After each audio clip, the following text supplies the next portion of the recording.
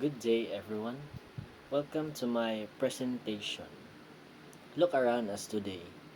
We are surrounded by countless amount of data and info daily, where every swipe, every scroll, and every notification we receive brings us new types of info or news.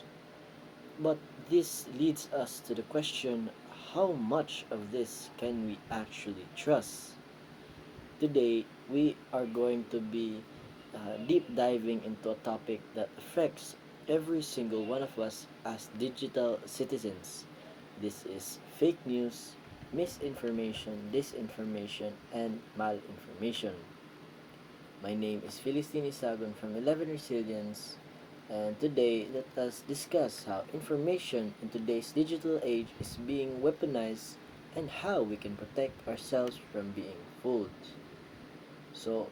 Before we begin our session, let me establish our objectives. Firstly, we are going to be tackling the most common type of false info out there, which is misinformation, where people share things that are completely wrong but without actually meaning any harm. Second, we will discuss its more dangerous side, which is disinformation. This is what happens when things get intentional and when people deliberately construct or fabricate lies to manipulate the public. And lastly, a concept that is commonly overlooked, which is malinformation, where the information is is true but it is intentionally twisted out of context to inflict harm on a person. So now that I've got your attention, let's move on. So we'll identify examples, we will analyze these examples, and then promote media literacy and responsible sharing. So let's start off with our first category. What is misinformation?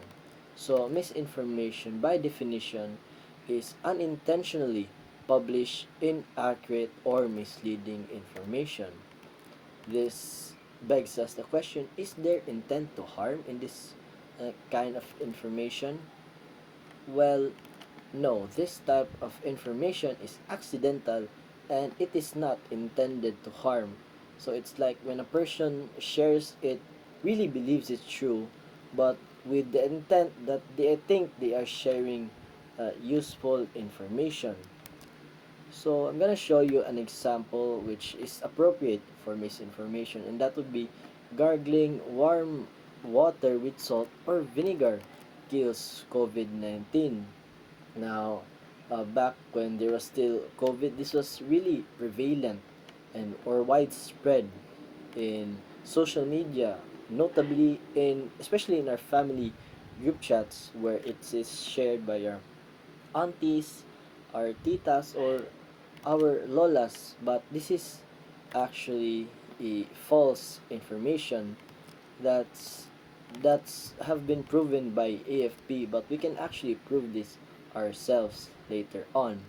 Now, this is a classic definition of information of misinformation because the info in this case is wrong, but it is driven by good intention and not any malicious deep inside it.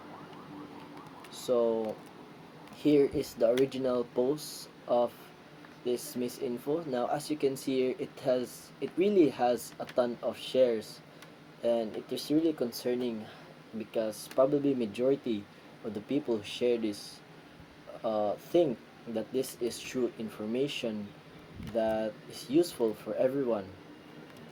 And now this now but if we actually search it in Google, can gargling with salt water or vinegar kill COVID-19? Well, according to Google, no, gargling with salt water or vinegar cannot kill or eliminate COVID-19 in the body. Now, what this tells us, even if this was proven by the AFP, we can still verify it ourselves. That's why it is essential to verify new types of info we may receive by fact checking. So, in this case, by Google. Now, next is what is disinformation? Now, unlike misinformation, disinformation is false or inaccurate information that is intentionally spread. So, again, is there intent to harm here? Well, of course, it is intentionally spread to mislead and manipulate the people, often to make money, cause trouble, or gain influence. Now, here is an example of this information. Photo shows news report describing how the Aquinos and Robredo fooled the Filipinos. Again, this was proven false by the AFP, and the context behind this is actually the social media post, notably on TikTok, shared an image of a Hong Kong newspaper headline that read "Filipinos fall for fake history," and then the same users that shared this falsely claim that this foreign newspaper proved how former Vice President Lenny Robredo and the Aquino family had fooled the Filipinos in the past with political lies. But the reality of this is actually the image shared in the post was actually an AFP investigative report published by the Hong Kong based newspaper, The Standard. So, the original AFP article that's titled Marcos Hair Wins Philippine Election Misinformation Race. So, the true actual content behind this was that it focused on how online misinformation campaigns had actively revamped the history and image of the Marcos family so that it can boost Ferdinand Marcos Jr. Presidential campaign. It did not in any way claim that the Robredo or the Aquinos had fooled the country. So what the AFP basically did is they pulled their original report, which was titled, uh, which the headline of it was "The Marcos Hair Wins Philippine Election Misinformation Race," and compared it to the actual text, to the claims being made online. So here is they publish a side by side screenshot comparison. And here on the left, this is the misleading part where the social media post had the false Tagalog text overlay, and on the right, they displayed the actual unedited article that's published by the Standard, so that we can conceptualize how how the context had been flipped or changed entirely. Now, the reason why this is disinformation is because the social media posts made false claims that they made on their own. And what this tells us as media literate students, it's because we're in today's digital age where the algorithm that handles our feed can cause can virally share false information. Cross Here comes cross referencing, because it is critical to prevent the spread of false information and to be informed, and to make a society be more informed as digital citizens. Now, for our third and final category, which is perhaps the most subtle, malinformation. And here, what is malinformation?